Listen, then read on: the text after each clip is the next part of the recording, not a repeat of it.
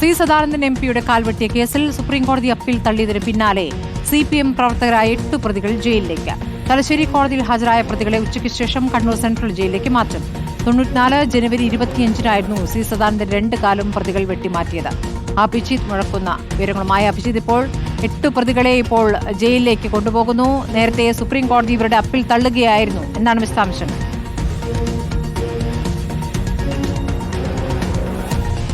സ്മൃതി, 1994 ജനുവരി 25-നാണ് മട്ടന്നൂരിനടുത്ത് വെച്ച് സി സദാനന്ദന് നേരെ CPIM പ്രവർത്തകരുടെ ആക്രമണമുണ്ടായത്. ഈ ആക്രമണത്തിൽ ഇദ്ദേഹത്തിന് 2 കാലുകളും നഷ്ടമായിരുന്നു. പിന്നാലെ 12 പേരെ പ്രതി ചേർത്താണ് കേസെടുത്തിരുന്നത്. ആ സംഭവത്തിൽ ഇവർക്ക് വിചാരണ കോടതി 7 വർഷം ശിക്ഷ വിധിക്കുകയും ചെയ്തു.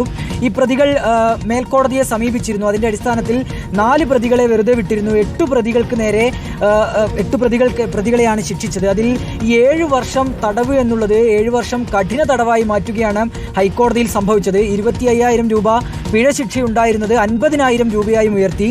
ഇതിന് പിന്നാലെ പ്രതികൾ വീണ്ടും സുപ്രീം കോടതിയെ സമീപിച്ചിരുന്നു. പക്ഷേ സുപ്രീം കോടതിയും ഈ ഹർജി ഈ കേസിൽ നിന്ന് ഒഴിവാക്കണമെന്നുള്ള ഹർജി തള്ളുകയായിരുന്നു.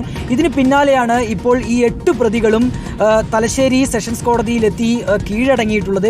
30 വർഷത്തിന് ശേഷമാണ് ഈ കീഴടങ്ങലും സംഭവിച്ചിട്ടുള്ളത്. ഏതായാലും ഈ കോടതിക്കുള്ളിലെ നടപടികൾക്ക് ശേഷം, മറ്റു നടപടികൾക്കൊക്കെ ശേഷം പ്രതികളെ ഇന്ന് തന്നെ അല്പസമയത്തിനകം കണ്ണൂർ സെൻട്രൽ ജയിലിലേക്ക് മാറ്റും. സ്മൃതി. ശരി, അഭിജിത്ത് മുഴക്കുന്നാണ് വിവരങ്ങൾ നൽകിയത്.